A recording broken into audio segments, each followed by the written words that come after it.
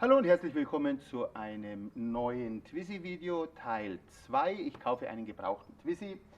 Auch hier wieder als erstes mal die Erinnerung an euch alle, habt ihr ihn schon zur THG-Quote angemeldet? Der Twizy verdient jedes Jahr seine Steuer- und seine TÜV-Gebühren mehrfach locker dadurch wieder rein, wenn man ihn zur THG-Quote anmeldet. Das sind so irgendwo um die 300 Euro in etwa. Link, um was es geht, mache ich euch hier und den Anmeldelink unten in die Beschreibung rein. Und ja, es ist ein Provisionslink, aber das bedeutet nicht, dass ihr deswegen weniger Geld bekommt. Ich bekomme eine kleine Provision und würde mich freuen, wenn ihr euren Twizy zur THG-Quote anmeldet, wenn ihr meinen Link verwendet. So, kommen wir zum Thema Fahrwerk und Bremsen. Wir gucken uns einfach mal als allererstes die vorderen Reifen an, wie die aussehen, wie die abgefahren sind. Wenn die Reifen innen oder außen sehr, sehr stark abgefahren sind, also ungleichmäßig abgefahren sind, ist es erstmal kein Riesendrama. Dann ist einfach nur die Spur verstellt. Das ist beim Twizy relativ normal. Kann man mit geringem Aufwand wieder vernünftig machen, aber darauf achten, ist nicht schön, wenn die Reifen abgefahren sind. Dann guckt ein bisschen, wenn ihr euch reinsetzt und Probefahrt macht und der Twizy läuft geradeaus, ob das Lenkrad gerade steht. Wenn das Lenkrad irgendwie schräg ist, jetzt kommt ein Traktor, geht gleich weiter. So, Traktor ist durch, machen wir weiter mit unserem Twizy. Wenn ihr eine Probefahrt macht, lasst mal das Lenkrad los. Wenn er dann gerade fährt, steht das Lenkrad gerade oder steht es irgendwo schräg, dann ist er mit Sicherheit mal irgendwo kräftig an den Randstein angelehnt worden. Sieht man dann im Regelfall auch, wenn man die Felgen anguckt, weil dann sind es meistens auch relativ ramponierte Felgen. Das ist gleich das nächste Thema, schaut euch die Felgen an. Es gibt Menschen, die haben eine Fahrweise über den Randstein, die ich mein Leben lang nicht verstehen werde, aber sowas kommt vor.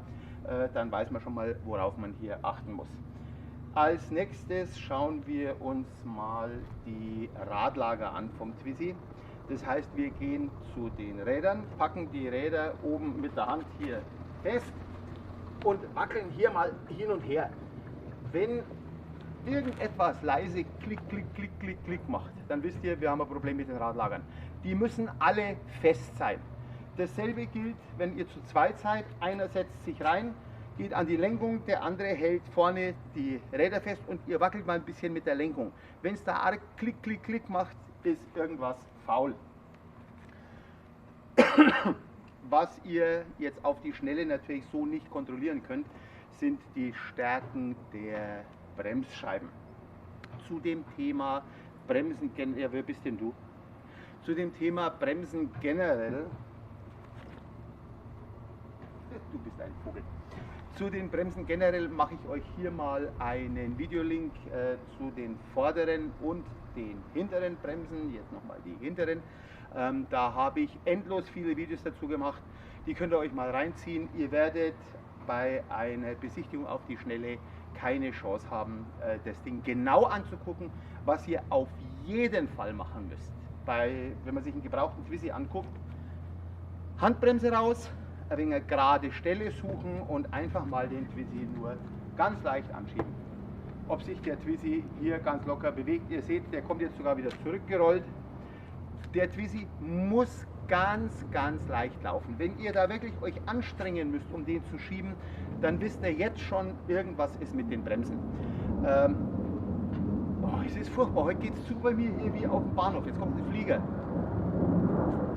Was ihr leider bei einer Straßenbesichtigung gar nicht angucken könnt, wie gesagt, ist einmal die Stärke der Bremsscheibe und zum anderen der Zustand der Bremsbeläge. Man sieht weder bei den Alufelgen noch bei den Stahlfelgen einigermaßen vernünftig, wie der Bremsbelag aussieht. Also da weiß auch nicht, wie die Jungs vom TÜV das machen. Die schätzen da auch, glaube ich, immer ein bisschen mehr. Was ihr sehen könnt, ist das Tragbild der Scheiben. Also wie sehen die Scheiben aus? Sind die gleichmäßig glänzend oder sind es im Prinzip nur Rostbatzen? Das gibt es teilweise bei den hinteren Bremsen, die sehen teilweise wirklich schlimm aus. Das heißt jetzt nicht zwangsläufig, dass sie nicht funktionieren oder dass ihr neue kaufen müsst. Viel kann man auch retten. Ich habe euch ja vorher die Videolinks dazu gemacht. Trotzdem bitte mal gucken, das zeigt schon immer ein bisschen was über den Gesamtzustand, wie die Bremsscheiben rein optisch aussehen. So, dann haben wir noch das Thema Handbremse. Handbremse mal ziehen. Funktioniert sie überhaupt oder kann man sie durchziehen bis zum Anschlag und weiterfahren? Sie reagiert überhaupt nicht.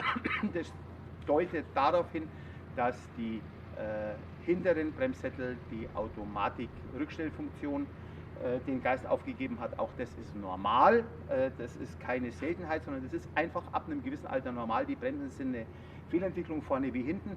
Man kann dort einiges tun, auch da guckt in die Links rein, die ich euch für die Bremsen gemacht habe. Es bedeutet nicht, dass ihr neue Bremssättel hinten kaufen müsst. Da lässt sich immer was machen. Was ihr gucken solltet, ist, ob die Bremssättel, da könnte man mit der Hand drunter langen, ob die feucht sind, ob da Bremsflüssigkeit austritt. Wenn bei einem Bremssattel Bremsflüssigkeit austritt, ist er im Regelfall kaputt. Da geht es im Normalfall um die hinteren. Man kann auch da vielleicht ein bisschen was tun, aber das ist dann wirklich ein bisschen eine Geschichte, die wird etwas schwieriger. Was auch ganz interessant ist zu gucken, ob hinten die Bremshebel sich ganz zurückgestellt haben. Aber auch dazu müsst ihr euch einfach die Videos angucken, die ich über Bremsen gemacht habe. Dann seht ihr dann mehr. Das war jetzt das Video zum Thema Bremsen und Fahrwerk. Und als nächstes machen wir Video Teil 3. Ich habe mir überlegt, ich mache nur einen 3-Teiler draus, nicht einen 4-Teiler. Ich packe das Thema Interieur und Elektrik einfach zusammen, weil das ist für ein einzelnes Video einfach zu wenig.